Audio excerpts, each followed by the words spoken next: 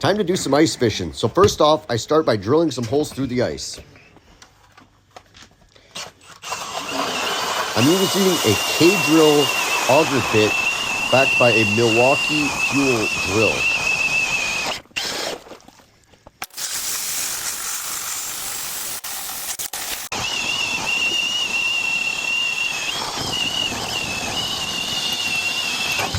So once I drill through the ice, I actually reverse the bit, and actually that forces all of the ice chunks down into the hole, into the water, instead of coming upwards.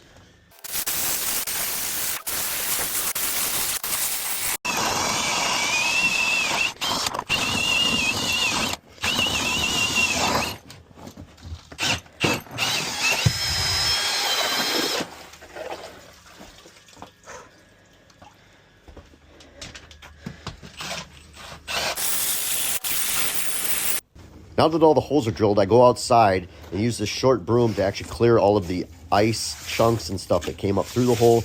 You know, this allows the ice shack to lay flat onto the ice surface.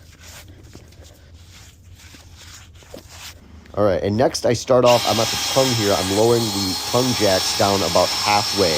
So I have to take a very specific process here because I don't want to twist the ice shack any more unnecessary than it needs to be. I've got 3 jacks on each corner of the ice shack here. So we're going to go ahead and raise it up. And then here I'm going to go ahead and pull the pin here on the rear of the leaf spring. This allows it to disengage the wheel and pivot the axle so I'm able to lower the ice shack down onto the ground. Now I start off by putting the drill in speed 2 so it's faster and it actually extends the arm down to the ice faster, and then I switch it to 1 once I put a load on it. Next I remove this pin and I remove, or I lower I should say, the ice shack all the way down on this side.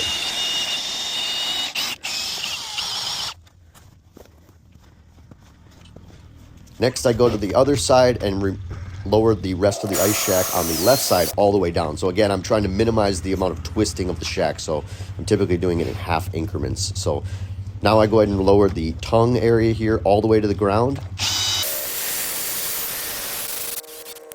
All right, so this next part, I'm actually taking snow from around the shack and actually scooping it to go ahead and create a seal around the base of the shack to the ice. This allows air and whatnot not to blow in through the base of the shack. So if I was just staying for maybe a day, I probably wouldn't do this, but I'm going to be here for a couple of days. So I want to go ahead and snow it in so it creates a good tight seal. Next, I go ahead and get out my auxiliary gas can. So I use a Honda EU 2200 generator, which has got about 0.9 gallons of gas. This allows me 6 gallons of additional gas. So basically, I don't have to be stranded in the middle of the night and run out and have to fill up the fuel tank. I get generally about 6 to 8 hours on the runtime of the generator. This 6-gallon gas tank can give me a full weekend. I mean, at least 3 days, generally, depending on the load. So then I go ahead and prime the primer bulb here. This pushes fuel into the generator, and we're good to go. Now that the generator's running, we can go ahead and plug the ice shack in here. I've got it set up to where I plug just an extension cord into the ice shack here. This powers the entire shack and charges the battery systems. You know, allows me to watch TV, charge my sonars, have heat, all that jazz. So anyways, and then I go ahead and plug this in, and then I turn it on to eco mode. So the generator actually will adjust its running RPM based on the load expectancy. So just flip the switch there and we're good to go.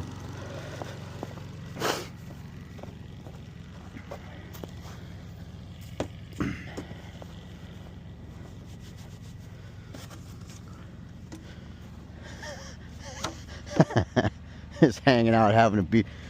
Yep, I'm gonna get me one of them too. A damn good deal. Now it's time to catch some fish.